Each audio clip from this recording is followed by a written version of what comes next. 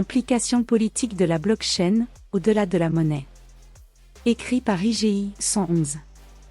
Bitcoin accélère l'avancée de la théorie monétaire vers le fondamentalisme cybernétique. Des tortues, ou, plus précisément, des dynamiques de rétroaction, jusqu'en bas. Nick Land, Cryptocurrent, Bitcoin and Philosophy. Nombreuses sont aujourd'hui les discussions de la question des crypto-monnaies et je me vois immensément frustré par la direction qu'elles prennent inévitablement, celle du pur aspect monétaire. Bitcoin et ses ersatz ont bien commencé comme une solution au problème de la monnaie, problème certainement fondamental du pouvoir, mais c'est faire preuve de myopie à l'égard des changements systémiques que permet la révolution technologique du consensus distribué que de se focaliser sur la question monétaire. Je vous propose dans cet article un prisme d'analyse à travers lequel caractériser les changements politiques que ces évolutions technologiques permettent, qui vont largement au-delà de questions purement financières. Mais tout d'abord, il nous faut caractériser la politique et le pouvoir. C'est l'heure d'un cours accéléré sur la théorie des élites. La théorie des élites. En réalité, la domination d'une minorité organisée, obéissant à une impulsion unique, sur la majorité non organisée est inévitable. Le pouvoir de toute minorité est irrésistible par rapport à chaque individu de la majorité, qui se tient seul face à la totalité de la minorité organisée. Une centaine d'hommes agissant uniformément de concert, avec une compréhension commune, triomphera d'un millier d'hommes qui ne sont pas en accord et qui peuvent donc être traités un par un. Entre-temps, il sera plus facile pour les premiers d'agir de concert et d'avoir une compréhension mutuelle, simplement parce qu'ils sont 100 et non 1000. Il s'ensuit que plus la communauté politique est grande, plus la proportion de la minorité gouvernementale par rapport à la majorité gouvernementale sera faible, plus il sera difficile pour la majorité de s'organiser pour réagir contre la minorité. Gaetano Mosca, Elementi di Scienza Politica. Une approche résolument pragmatique du pouvoir et de la chose politique nous est donnée par ceux que James Burnham appelle les machiavéliens, une diverse école de penseurs qui inclut des figures aussi disparates que Mosca, de Jouvenel, Pareto, Schmitt, Michel ou Machiavel lui-même. Leur point commun, la recherche d'une théorie descriptive de la politique et du pouvoir, pas du pouvoir tel qu'il devrait être, mais tel qu'il est. Pour eux, le pouvoir n'est pas à décrire par ses artifices formels mais par la réalité de son application. De Mosca à Michel, toute organisation du club à la société tout entière est une oligarchie qui sépare les dirigeants et les dirigés. Les velléités démocratiques ou monarchiques sont une fiction entretenue par la classe dirigeante afin de maintenir et stabiliser son pouvoir, ce que Mosca appelle la formule politique. Le droit divin ou la souveraineté populaire ne servent que d'excuse à cette classe dirigeante pour organiser la société de manière à conserver son pouvoir. Le danger dont elle cherche à se prémunir vient de ce que Mosca appelle la circulation des élites, le remplacement d'une classe dirigeante par une autre. La révolution managériale.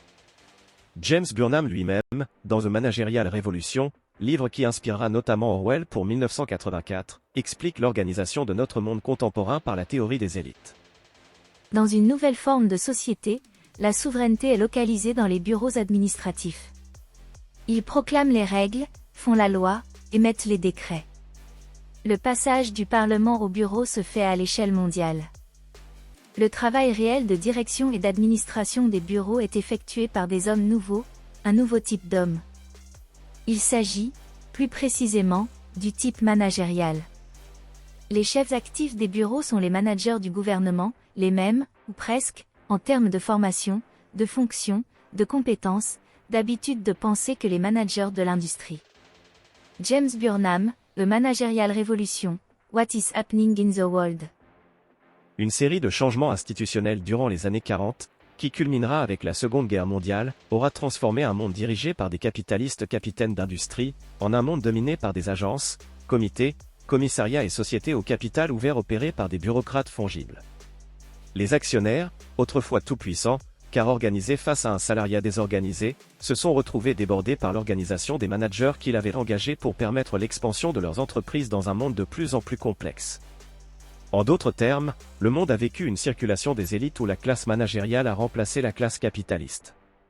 Et avec cela un changement de formule politique de la propriété à l'expertise. Les technocapitalistes.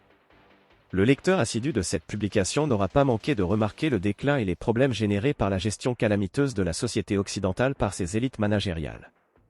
Pour celui qui est convaincu de la nécessité d'un changement profond dans la structure du pouvoir, la question est alors, quelles élites peuvent questionner le pouvoir des managers et d'où tirent-elles un niveau d'organisation supérieur qui leur permettrait d'organiser une circulation avec succès? Penchons-nous d'abord sur cette première question. Quels sont aujourd'hui les challengers potentiels des managers? Quels centres de pouvoirs alternatifs existent? Il y a en vérité peu d'institutions significativement indépendantes de la cathédrale managériale, et encore moins qui peuvent prétendre avoir conquis des institutions managériales avec succès. La prise de contrôle de Twitter par Elon Musk est sans doute la réussite la plus emblématique de ce type depuis une décennie. La transformation d'une entreprise ouverte en entreprise fermée et la destruction de milliers de sinécures créées par des managers pour des managers est un coup d'éclat en soi, mais sa valeur symbolique est plus large encore. Musk a prouvé qu'il est possible pour un technocapitaliste d'inverser la révolution managériale. Qui d'autre que les technocapitalistes est aussi bien placé pour proposer une formule politique alternative? Eux qui ont des buts et des actions concrètes, pour la conquête de l'espace notamment. Si Musk n'a pas immédiatement été détruit pour une telle offense, c'est bien parce que la politique spatiale et militaire des États-Unis ne peut pas se passer lui et de ses entreprises. Mais l'existence d'une élite alternative potentielle ne suffit pas. Musk lui-même rencontrera sans aucun doute le problème de la nécessité, induite ou naturelle, des managers à son organisation, qui pourra ainsi lentement être cooptée. Comment alors constituer et maintenir une organisation qui ne nécessite pas de managers pour fonctionner sous le contrôle d'une élite technocapitaliste? DAO. C'est ici que notre sujet originel fait son retour. Puisque notre problème organisationnel est en vérité un problème technique. Alors que la plupart des technologies tendent à automatiser les travailleurs de la périphérie qui effectuent des tâches subalternes, les blockchains automatisent le centre.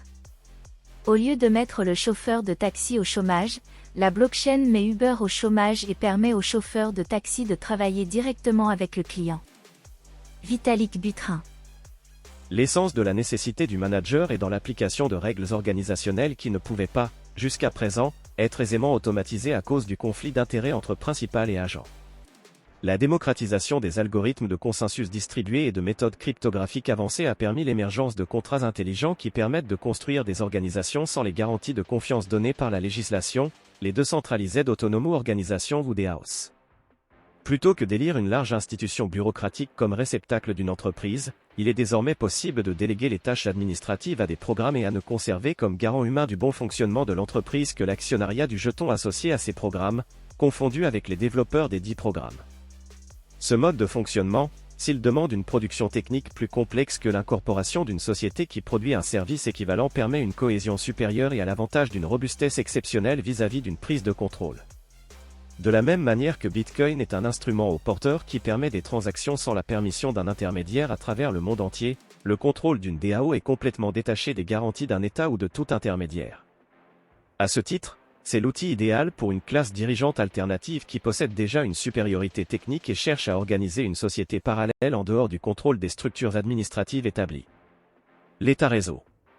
Cette perspective de subversion des organisations administratives classiques par Internet n'est pas nouvelle, on retrouve déjà les esquisses de cette révolution dans la science-fiction de Gibson ou Stephenson, dont incidemment les technocapitalistes d'aujourd'hui ont été bercés. Ainsi on trouvera déjà chez les philosophes du Web 1.0 la théorisation de tels changements comme dans le patchwork de Moldbug qui est similaire aux « Files » de The Diamond Age de Stephenson. Mais attardons-nous sur une vision structurée et actionnable de ce futur potentiel, informé par l'état de l'art des crypto-monnaies, l'État-réseau de Balaji. L'ultime forteresse du pouvoir managérial est, bien évidemment, l'État, son monopole de la violence et ses institutions auxquelles la participation est obligatoire. De la même manière que Bitcoin propose à la sphère privée de se ressaisir du contrôle de la monnaie, Balaji propose de pousser cette vision jusqu'au bout et de saisir une à une toutes les prérogatives de l'État pour le remplacer par des alternatives décentralisées consenties.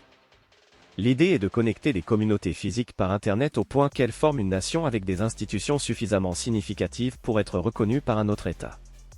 Un État-réseau est un réseau social doté d'une innovation morale, d'un sentiment de conscience nationale, d'un fondateur reconnu, d'une capacité d'action collective, d'un niveau de civilité en personne, d'une crypto-monnaie intégrée, d'un gouvernement consensuel limité par un contrat social intelligent, d'un archipel de territoires physiques financé par la foule, d'un capital virtuel et d'un recensement sur la chaîne qui prouve que la population, les revenus et l'empreinte immobilière sont suffisamment importants pour obtenir une certaine reconnaissance diplomatique.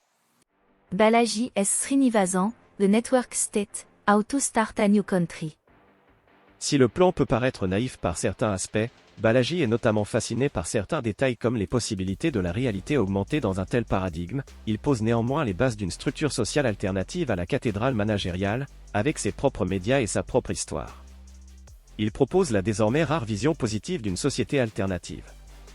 Une alternative d'autant plus intéressante qu'elle soumet l'État à une compétition similaire au secteur privé basée sur un droit de sortie plutôt qu'une promesse de participation intégrée à sa formule politique. Une chose est certaine, si un tel projet ou un centième de celui-ci doit advenir, il sera l'œuvre d'une communauté minoritaire, organisée, capable de déborder les managers, dont Bitcoin n'aura sans doute été que le point de ralliement initial.